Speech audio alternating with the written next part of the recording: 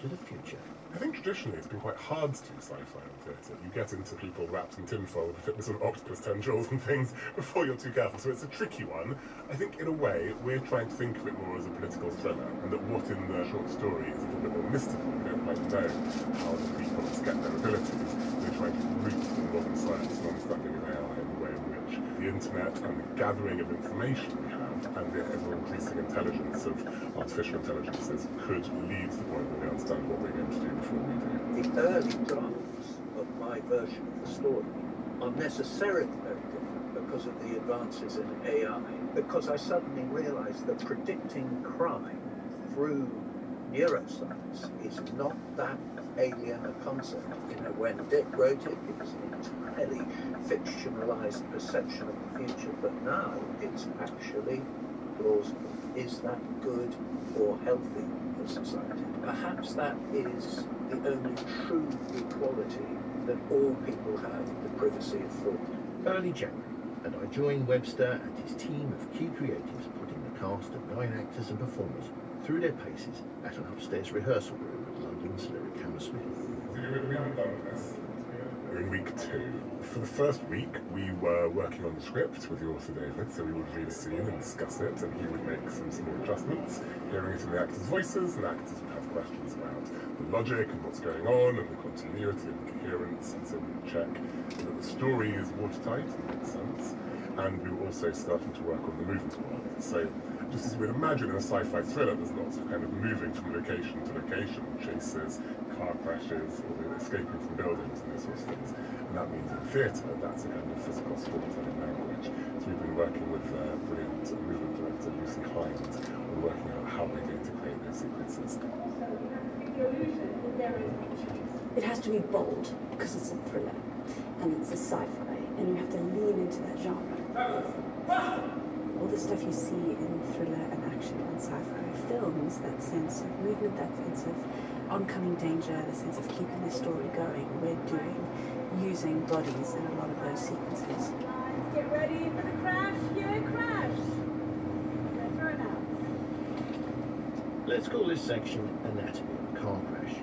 In Dick's original short story and Haig's adaptation, it's a pivotal early plot point. Jodie McNee, playing Julia Anderton, finds her world of absolute certainty turned on its head as she flees her predicted guilt and fate. Even in this raw state, it's clear that this sequence is going to need every theatrical discipline and illusion to put a small cast into a non-stop, futuristic action. So Julia gets arrested and put in a car, but Fleming, who is trying to promote freedom of thought and is against artificial intelligence, is going to try and rescue her by crashing a van into a car. Essentially, in the room, we're moving a dolly and some headlights around and hoping that in a couple of months' time, this will become a thrilling high-tech car chase. Okay, brilliant. So, if you see on here, all contributions today will have a lot of time. So, driving along the car. A lot of the technical stuff happens in the theatre. So lighting and video and the actual set itself, we don't have until we get into the theatre in Nottingham. So in the room, we're working with actors and sound. And we have setups for various things in the set. So the big aluminium towers that you'll see if you come and see the show are represented by some flats that are there in the Lyric storage. The high-tech car that's being built currently is being represented by a kind of wooden block on a dolly. And so we have rehearsal stand-ins. Oh, okay. Big crash. Look, they're out the car. Minority Report has a budget of around £250,000 to make its version of the future, a project shared between the theatrical production company and 3 theatres in Nottingham, Birmingham and London. All that means stage designer John Warsaw has to create costumes and crucially sets that are working through different spaces, including the driverless car for this sequence.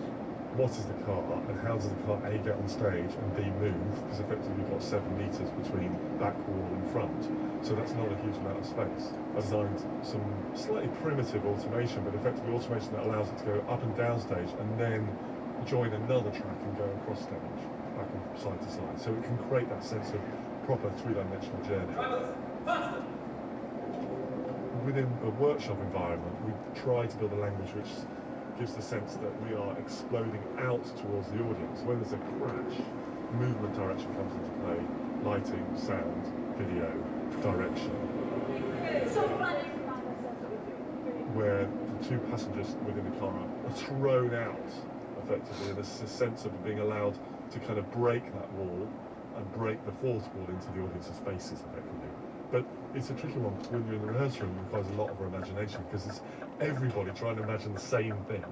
And half the problem, and nothing is quite chiming together to try and make that happen. So in this bare rehearsal space, Lucy Hyde is orchestrating bodies under the watchful gaze of Webster as performers open and close umbrellas and sweep around the key characters. 5, and umbrellas open, 6, 7, 8. Down 1, 2. We've got two different movement styles. One is sort of a bed of people in London and people around Julia. And as she progresses and as her feelings change and as she manages to navigate this incredibly tricky situation, the world around her changes with her. So that as she becomes more paranoid, the people around her, their bodies change to reflect that. Moments where adrenaline hits the character and they have to make a choice, whether they have to run, whether they have to hide. We're doing that using lots of running, lots of falling, lots of jumping, but also there's important storytelling beats. That's the great thing we can do with theatricality that films can't, is that you can go into dream spaces and you can go into heightened reality and abstracted movement, which can feel odd and magical and otherworldly. I'm using movement to change location, to change point of view of our lead character, and then also just create a sense that there's lots happening around them. And that's how we use the umbrellas, to constantly shift angles and shift attention and shift energy. Help me! I'm here to help you. Why, for God's sake, why would you help me? Did you do anything? Yes!